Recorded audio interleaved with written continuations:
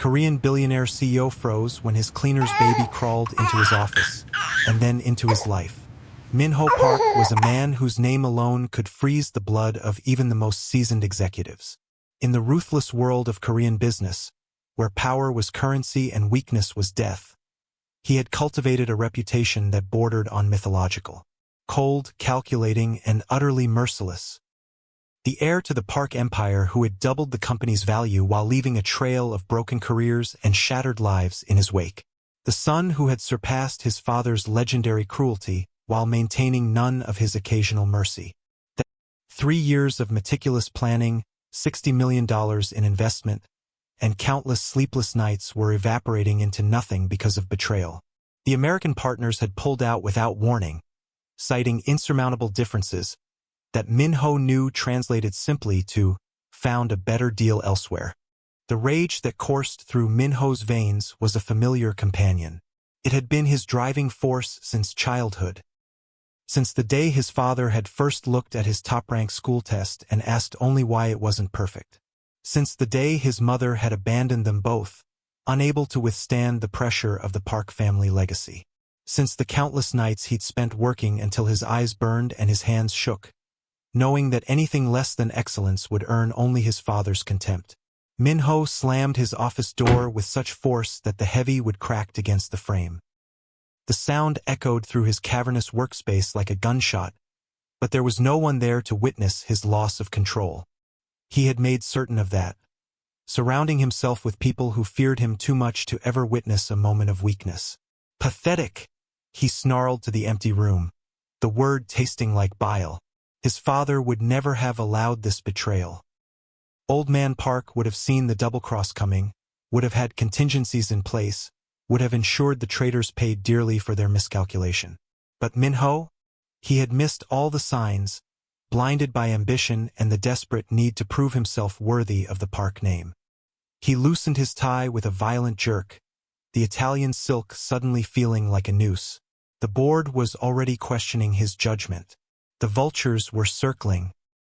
Longtime executives who had resented his appointment as CEO, who had smiled to his face while waiting for precisely this sort of failure. They would use this disaster to suggest that perhaps the great Jae-sung Park had been wrong to entrust his empire to his only son.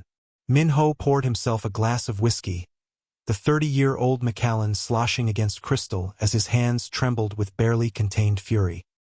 3 generations of business excellence threatened because he couldn't spot a simple corporate double-cross. The shame burned hotter than the alcohol sliding down his throat. In the silence of his defeat, another memory surfaced.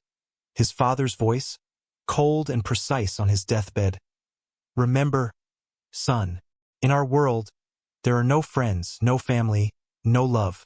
There is only power and those too weak to seize it. Never forget what I've taught you. Min-ho had lived by those words for 15 years, had used them to justify every ruthless decision, every severed relationship, every moment of isolation. And where had it gotten him? Alone in an office that felt suddenly too large, too empty, with the taste of failure bitter on his tongue. That's when he heard it. A sound so out of place in his sterile sanctuary of power that for a moment, Min-ho wondered if the stress had finally broken his mind. A giggle. Soft and innocent, floating through the air like a bubble in his fortress of steel and glass. Min-ho froze, his glass suspended halfway to his lips. There it was again, coming from his private inner office. The space no one entered without explicit permission.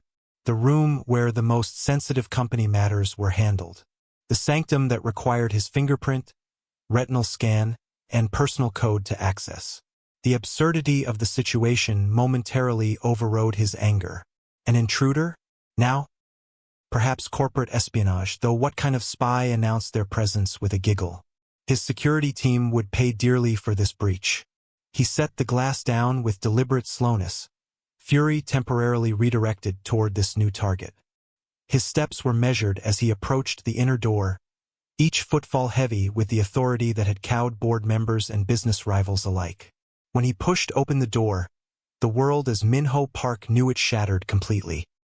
Sitting on his imported Italian leather rug was a baby. Not just any baby, but a chubby-cheeked, bright-eyed little girl who couldn't be more than 10 months old. She had somehow managed to access his private collection of custom fountain pens, gifts from dignitaries and business partners around the world, each worth more than most people's monthly salary.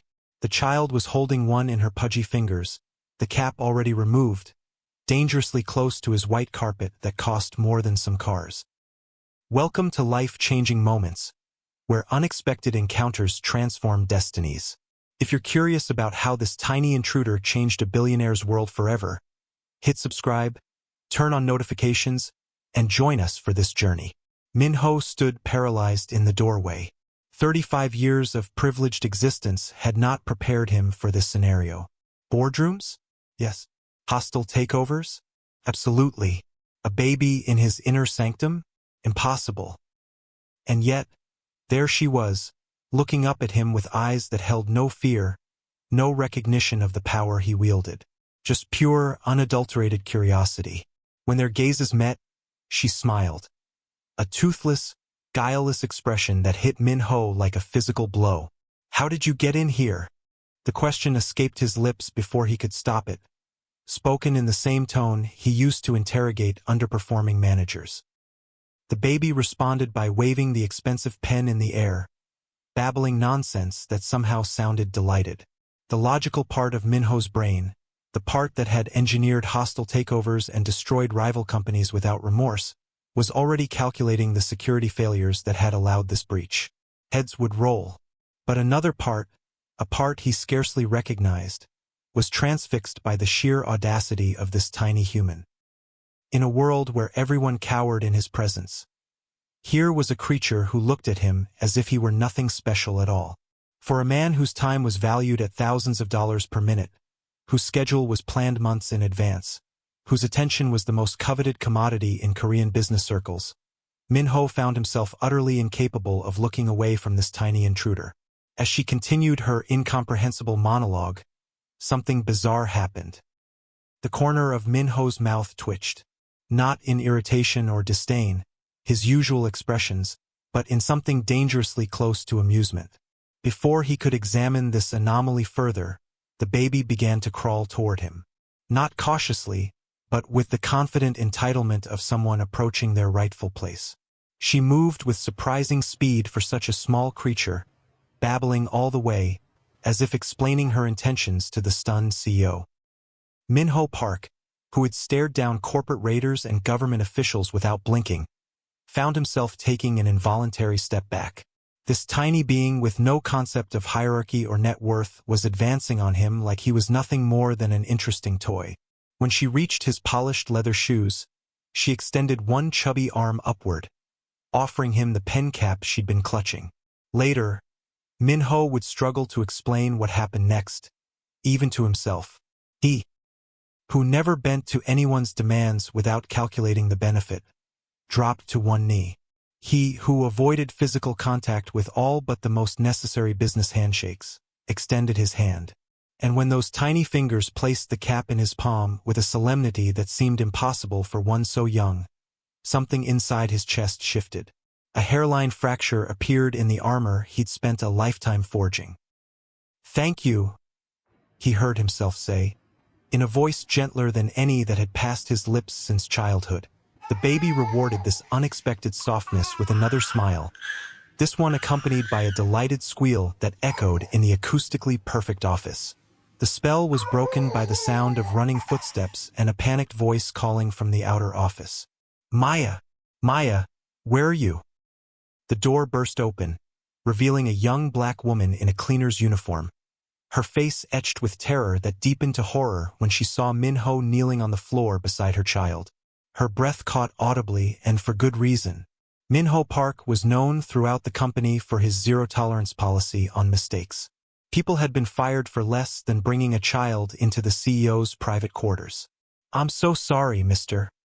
Park," she gasped, rushing forward to scoop up the baby, who was now happily playing with Min-ho's platinum tie clip. I never. She was in her carrier, and I swear I only looked away for a second to empty the trash and then she was gone." Min-ho rose to his full height, looming over the woman who clutched her baby protectively to her chest. Under normal circumstances, his next words would have been, "You're fired," or "Security will escort you out." The cleaning staff wasn't directly employed by Park Industries. They were contracted through a service. One call, and this woman would not only lose this job but would be blacklisted from every corporate building in Seoul. Yet as he opened his mouth to deliver this woman's professional death sentence, the baby, Maya, he now knew, reached out a hand toward him, babbling insistently, as if protesting the interruption of their new friendship. "What's your name?" Minho asked instead, his voice still carrying its trademark steel, but perhaps with slightly less edge. "Jasmine Taylor, sir." Her voice trembled, but her eyes held a dignity that caught Minho's attention. "I've been with the cleaning service for 6 months. This has never happened before, and I promise it never will again. Maya just learned to crawl last week, and she's faster than I expected." Minho studied the woman before him with the same intensity he applied to business adversaries. American, clearly, her accent suggested the southern states. Early 30s, perhaps. Exhaustion lined her face, but there was a resilience in her posture that spoke of someone accustomed to fighting battles alone. How had she ended up in Seoul, cleaning offices at night with a baby in tow? The questions multiplied in his analytical mind, but he pushed them aside. "And how, exactly, did your daughter bypass 3 layers of biometric security to enter my private office?" he asked, his tone deceptively mild. Jasmine's face paled further. "I don't know, sir. I was cleaning the outer reception area, and she was in her carrier. The door must have been ajar." Minho's eyes narrowed. The door was never ajar. His security protocols were absolute. And yet, here was this child, defying all logic and probability.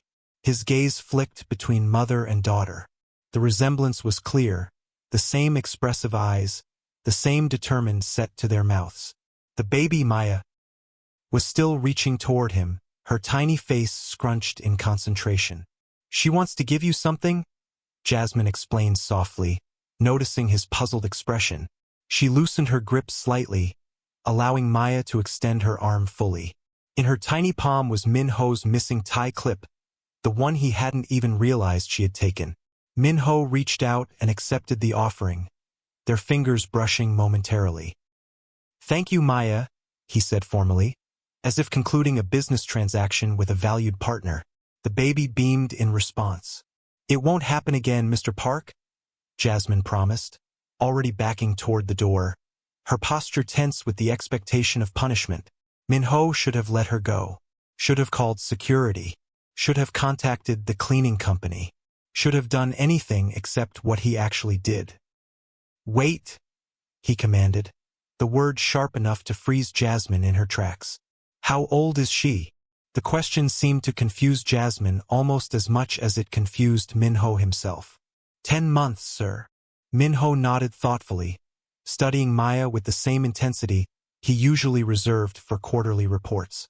"Does she crawl into executive offices often?" A flash of something, perhaps defiance, crossed Jasmine's face. "No, sir. As I mentioned, she just learned to crawl. And all the other executives keep their doors locked." The implication that his security lapse was somehow to blame for this situation should have angered Minho.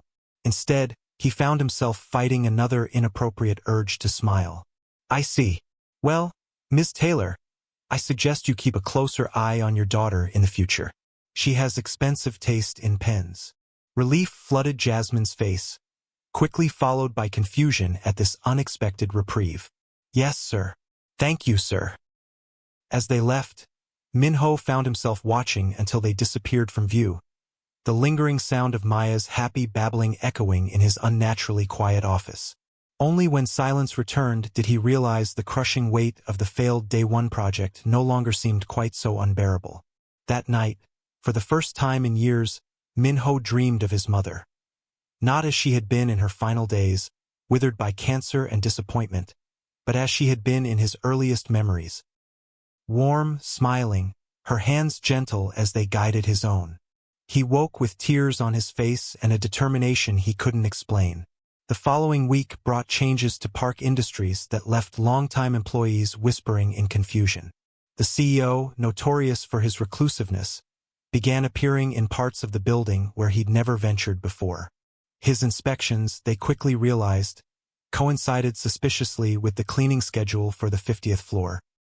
Specifically, the evening shift when Jasmine Taylor worked. Min-ho told himself these were legitimate security checks. After all, if a baby could breach his inner office, who knew what corporate spies might accomplish? But even he couldn't justify why these inspections always seemed to end with him crouched beside Maya's portable playpen, solemnly discussing the merits of various stuffed animals while Jasmine worked nearby, casting nervous glances their way.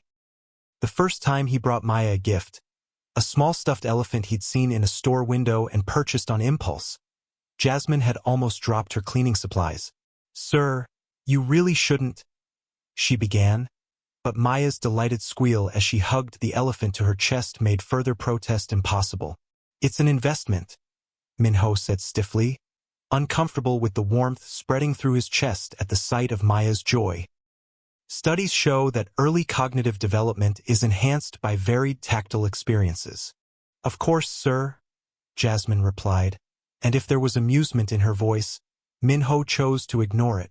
During one such inspection, Min-ho noticed Jasmine quickly tucking something into her uniform pocket as he approached. His curiosity piqued, he asked the question directly. "Ms. Taylor, what were you studying?"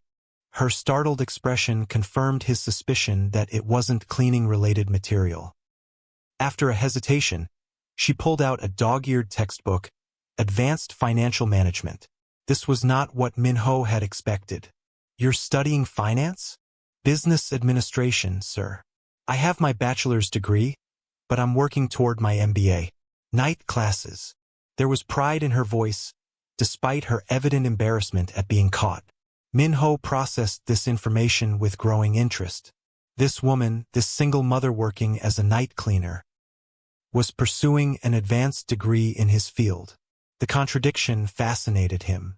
"And you're working as a cleaner because?" "Because my scholarship only covers tuition, sir. And daycare for Maya costs more than most entry-level business positions would pay me." There was no self-pity in her statement, only pragmatic reality. Meanwhile, Maya had noticed Min-ho's arrival and was bouncing excitedly in her playpen, babbling his name, or at least, her version of it. "Mi-ho! Mi-ho!" Before he could stop himself, Min-ho reached down and lifted Maya from her playpen, settling her against his custom-tailored suit with the ease of growing practice. "Your mother is very resourceful, Maya," he informed the baby seriously. "A valuable quality in business." To Jasmine, he said something that would alter the course of 3 lives forever. "My executive assistant needs support. The position requires discretion, organization, and an understanding of business principles.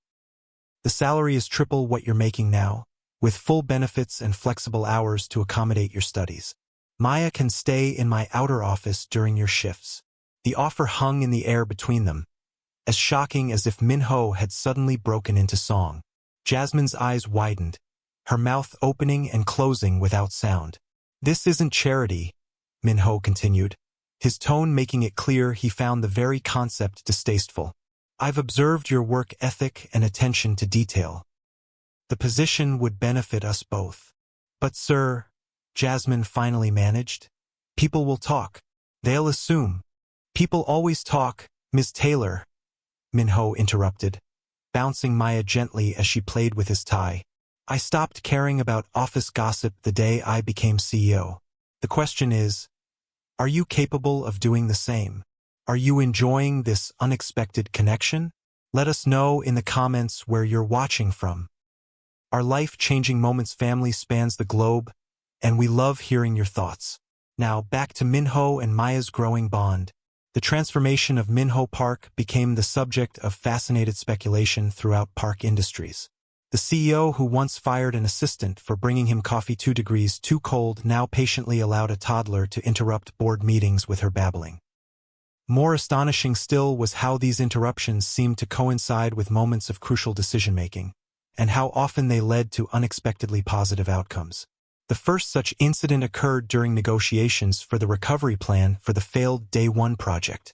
Minho was in a closed-door meeting with potential Japanese investors, the atmosphere tense with millions hanging in the balance. Maya, who was supposed to be napping in the outer office under Jasmine's watchful eye, had other ideas. Somehow, she managed to escape and push open the boardroom door just as the lead investor was pressing Minho to accept a punishing interest rate.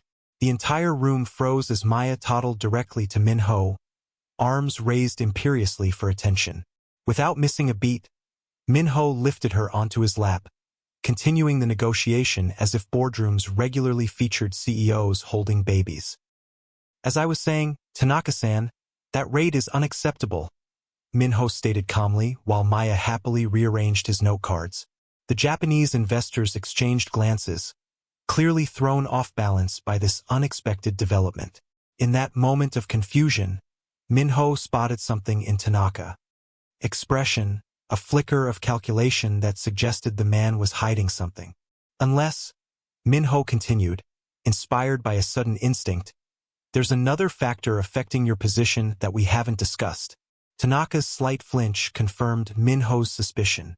By the time Jasmine arrived, mortified, to retrieve Maya, Minho had leveraged his insight to uncover the investors' true motivations. They needed the deal even more desperately than Park Industries did, but had been bluffing to secure better terms. When the Japanese team left 2 hours later, Park Industries had not only saved the Day One project but secured terms far more favorable than anyone had thought possible. As the door closed behind them, Minho looked down at Maya, who was contentedly drooling on his $12,000 watch. "You have excellent timing, Ms. Maya," he informed her seriously. "Perhaps we should make you head of negotiations." This was just the beginning. In meetings where Maya was present, Minho found himself more observant, more patient, more willing to look beyond surface presentations to the human motivations beneath.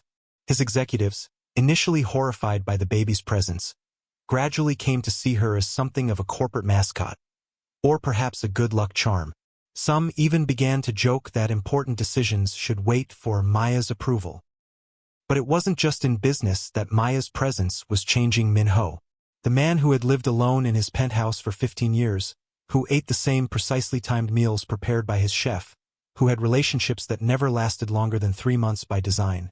This man now found himself purchasing stuffed animals during business trips. He installed a high-end security system in his office, not to protect company secrets, but to ensure Maya couldn't wander into dangerous areas. He learned the names of cartoon characters he had previously been unaware existed. And then there was Jasmine. Minho told himself his growing awareness of her was merely professional appreciation. She was, after all, exceptionally competent. She organized his schedule with military precision, anticipated his needs before he voiced them, and managed to balance her work responsibilities with both her studies and Maya's care in a way that impressed even Minho's exacting standards. But professional appreciation didn't explain why he found himself listening for her laugh, or why he noticed the way sunlight caught in her hair when she bent over her desk. It didn't explain why he remembered her coffee preference, oat milk, 1 sugar, or why he'd started stocking her favorite snacks in the office kitchen. And it certainly didn't explain the unexpected surge of anger he felt when he overheard a junior executive making a suggestive comment about her. The confrontation that followed became instant company legend. Minho Park, who rarely raised his voice, delivering a dressing down so severe that the executive in question left the building in tears, never to return. The official reason for the termination was failure to uphold company values. But everyone knew the real cause. The CEO had defended Jasmine's honor like a man possessed.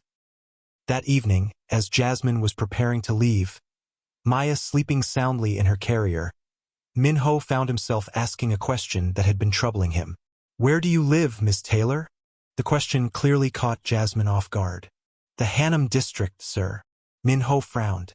Hannam was on the outskirts of Seoul, known for its aging infrastructure and high crime rates. "That's over an hour's commute each way." "On good days," Jasmine agreed with a tired smile. "But the rent is affordable for a single mother." The thought of Maya in such an environment sent an unexpected spike of anxiety through Minho's chest. "And is your building secure? Safe?" A shadow crossed Jasmine's face. It's the best I can do right now, Mr. Park. In a year, when I finish my MBA. Min-ho didn't let her finish. I'm sending you home in my car tonight. My driver will pick you up tomorrow morning. That's not necessary. It is, Min-ho interrupted, his tone making it clear this wasn't a suggestion. You're carrying sensitive company documents. It's a security issue. Both knew this was a lie. Both pretended to believe it. That night, Min-ho couldn't sleep.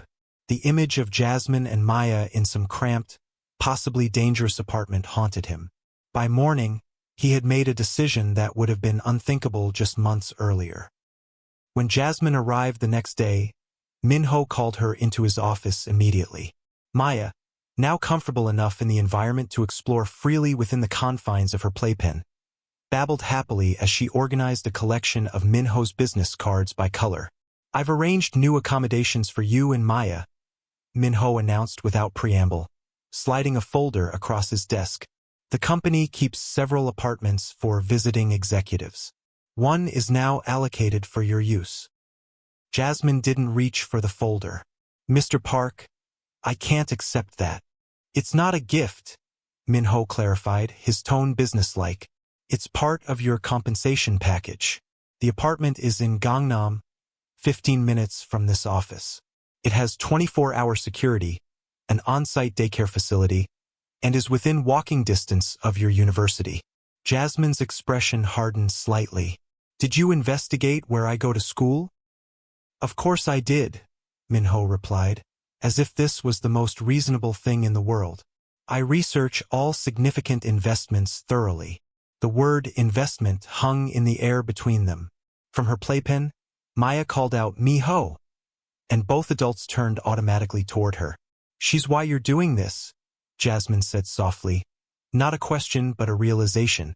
Min-ho could have denied it, could have insisted this was purely business. Instead, he found himself saying, not entirely. The honesty of his response seemed to surprise them both. Jasmine studied his face for a long moment before speaking again. I had dreams once, she said quietly.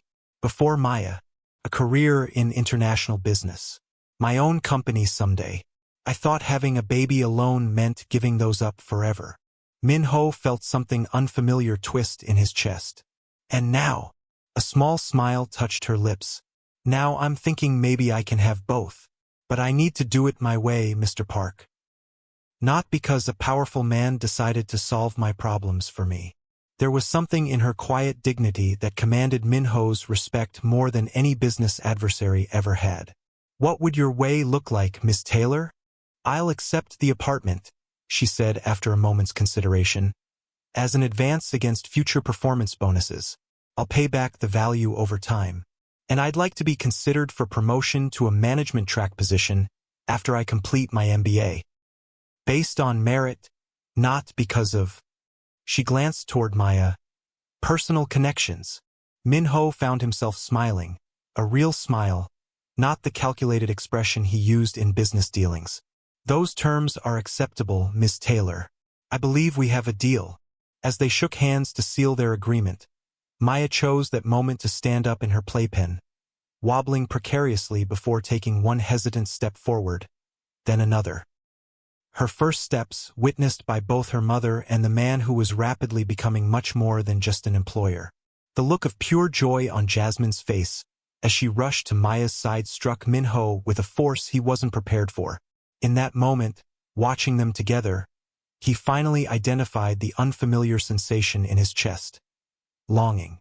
Not for power or success or validation, the only forms of desire he'd previously acknowledged, but for connection. For family. The realization should have terrified him. Instead, as Maya toddled toward him with her arms outstretched, trusting him completely to catch her if she fell, Min-ho felt something that might have been peace. The months that followed brought changes no one could have predicted. Park Industries, once known for its cutthroat culture and ruthless efficiency, began to transform from within. The changes were subtle at first. A more generous parental leave policy, flexible working hours for employees with children, an on-site daycare facility that rivaled the best in Seoul. Minho presented each innovation as simply good business. Studies show that family-friendly policies increase employee retention and productivity, he would say when questioned by the board. But those closest to him knew the truth. They had seen the CEO's expression soften when Maya toddled into a meeting. They had witnessed his growing relationship with Jasmine evolve from employer-employee to something much more complex and meaningful. They had watched as the man who had once fired people for minor infractions now showed patience and even compassion. The business world took notice. The Maya effect became the subject of business school case studies. How the presence of one small child had apparently transformed not just a CEO but an entire corporate culture. Productivity increased. Employee satisfaction scores soared. And most surprisingly, profits grew at an unprecedented rate as Park Industries began to attract top talent who valued the company's new approach. Through it all, Minho struggled with demons he'd kept buried for decades. The voice of his father still echoed in his head. Weakness is failure. Sentiment is weakness. Love is the greatest weakness of all.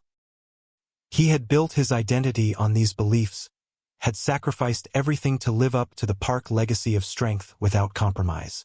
Yet here he was, finding strength in the very connections his father had warned against. Finding success through methods his father would have scorned. Finding himself, the person he might have been without the weight of generational trauma, in the simple joy of making a child laugh. The night Minho received news that Park Industries had been named Company of the Year by the prestigious Asian Business Review, he found himself not celebrating with his executive team, but sitting on the floor of his living room, helping Maya build a precarious tower of blocks. Jasmine, exhausted from a day of meetings and an evening MBA class, had fallen asleep on the couch, her textbook still open beside her. "Hire Uncle Min," Maya demanded, her vocabulary expanding daily, but her imperious tone unchanged. "Make it touch the sky." Minho carefully placed another block on the swaying tower. "Engineering principles suggest this structure is already at maximum safe height, Ms. Maya." Maya giggled, delighted as always when he spoke to her like an adult. "One more," she insisted. "Break the rules." As Minho cautiously added one final block, watching the tower sway but somehow hold, he was struck by the metaphor. His entire life had been governed by rules. His father's rules, society's rules, the ruthless rules of business.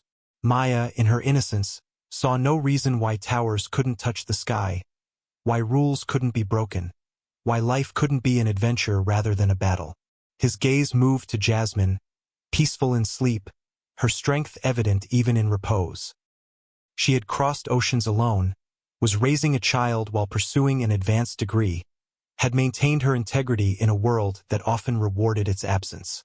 And she had done it all without becoming hard or bitter, without sacrificing the warmth and compassion that Minho now realized were not weaknesses at all, but the greatest forms of strength. 2 years passed in what felt like a heartbeat. Park Industries flourished under what the business press termed the Maya effect, a noticeable softening of the company's cutthroat culture that somehow resulted in increased productivity and record profits. Employees who had once feared entering Minho's office now spoke of the CEO with something approaching affection, particularly after he implemented industry-leading parental leave policies and opened an on-site childcare center that rivaled the best in Seoul. Jasmine completed her MBA with honors, her thesis on sustainable business practices in developing markets earning recognition from industry leaders. Minho, who had insisted on attending her graduation ceremony, surprised her with a promotion to Chief Strategy Officer, a position she initially refused, suspecting favoritism, until the board unanimously confirmed they had selected her from a pool of external candidates based solely on her qualifications. And Maya, now a precocious 3-year-old with a vocabulary that astounded everyone who met her, had the entire executive floor wrapped around her tiny finger. She moved between her mother's office and Minho's with the confidence of someone who knew she belonged in both places, dispensing hugs and business advice with equal enthusiasm. "Uncle Min, your tie is crooked," she informed Minho solemnly one morning as he prepared for an important presentation. Minho crouched to her level, allowing her to adjust his perfectly straight tie. "Better now?" Maya tilted her head critically. Much better. Now you look like a boss. Minho couldn't suppress his smile. And what does a boss look like, Maya? Like someone who helps people do good jobs, she replied with the absolute certainty of a 3-year-old. Like you and Mommy. The comparison warmed him in ways no business success ever had. From across the room, he caught Jasmine watching them, her expression soft with an emotion he was finally learning to recognize, because he felt it too, growing stronger each day. Minho had transformed the cold, empty mansion where he'd lived alone for 15 years into something he'd never thought to have, a home. Guest rooms became playrooms, formal dining areas hosted pizza nights, and the once pristine gardens now featured a swing set and sandbox. Though Jasmine and Maya maintained their separate apartment, they spent increasingly more time at Uncle Min's house, until the lines between their lives had blurred almost beyond recognition. For Maya's 3rd birthday, Minho insisted on hosting a celebration at his home. No expense was spared. The gardens transformed into a fairy tale wonderland, complete with a carousel, a petting zoo, and performers from Maya's favorite children's show flown in from America. Yet for all the extravagance, what moved Jasmine most was finding Minho in the kitchen at dawn, painstakingly attempting to frost cupcakes himself because Maya had mentioned wanting Uncle Min's special treats.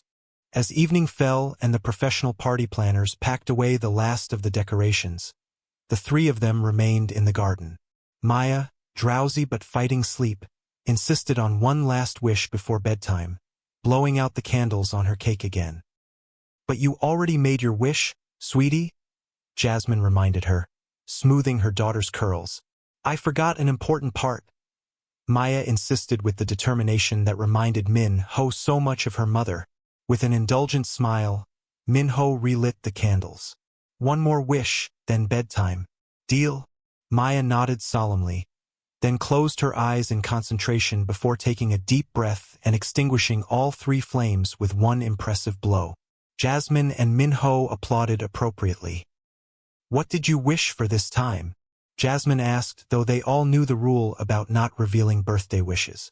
Maya, apparently deciding this rule was flexible, announced without hesitation.